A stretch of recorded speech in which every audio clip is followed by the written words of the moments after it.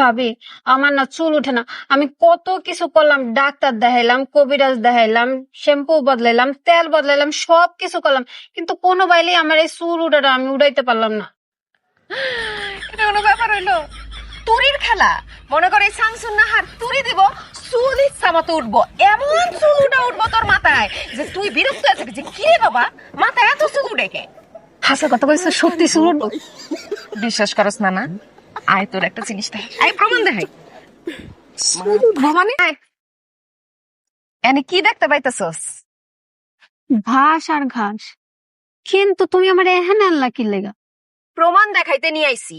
এই শামসুন নাহার যুক্তি ছাড়া কোনো কথা বলে না, যুক্তির উপরে বুদ্ধি বসায়া তারপর কাজ করে, বুঝছস না ব্যাপারটা? কিন্তু চুলের সাথে ঘাসের কি সম্পর্ক? এই মাথায় বুদ্ধি নাই দেখেই তো এই সমস্যা।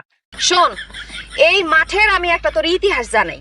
এইখানে শত শত বছর ধরে কোনো ফল ফলাদি হইতো না। সবাই ভাবতো যে এইটা মনে হয় অভিশপ্ত জমি, অথবা এখানে যুদ্ধের কোনো বোমা টোমা পড়ছে এর জন্য হয় না। আমার শাশুড়ি কত চেষ্টা করছে, কিচ্ছু করতে পারে না।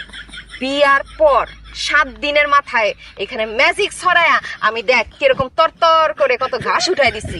এক ঘাসের উপরে আরেক ঘাস এমন ভাবে উঠছে মনে করছে জায়গা হইতেছে না, একটার উপরে আরেকটা। কি হইব? জমিনদারে করছস কি? হাতা পাতা করে দিছস, একদম উর্বর নাই। এইগুলা দিয়া এখন তোর চুলটারে আমি একদম ফসলের মতো তরতর করে উঠামো। মনে কর একটা তোর জমিনটারে একদম সাফ কইরা ফেলবো, আরেকটা একদম চুলটারে মজবুত করব, আরেকটা চুল উঠতে সাহায্য করব, আরেকটা চুল লম্বা করব। জমিন একদম সারকার করে দিছস, এত কিছু জানার দরকার কি তোর? তোর কি জানা দরকার এসব, না ফলন দরকার? ফলন। তাইলে কোনো কথা কবি না, চিকিৎসা শুরু করতে দে। কথা শুনে থামারে দৌড়া সবাই দৌড়া এইসব জানতা এই হচ্ছে আসল জিনিস। এক তার বুদ্ধির বাহার সব জানতা শামসুন নাহার। কাজ হয়ে গেছে। কে আপনি আপা? ও, তুমি আমার এত বড় সর্বনাশ করে আমার চুলের 12টা বাজে তুমি এখন আমার চিন্তা পারতেছো না ভাবি? ইবানি দেখো তুমি আমার চুলে কি করছো, আমি নিজের নিজে এখন চিন্তা পারি না।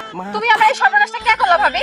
কি কই সর্বনাশ কই করছি? আমি তো বুঝি নাই যে তোমার মাথার জমি এমন উর্বর, একটু সার দিছি এমন ফলন হবো সেটা বুঝি নাই।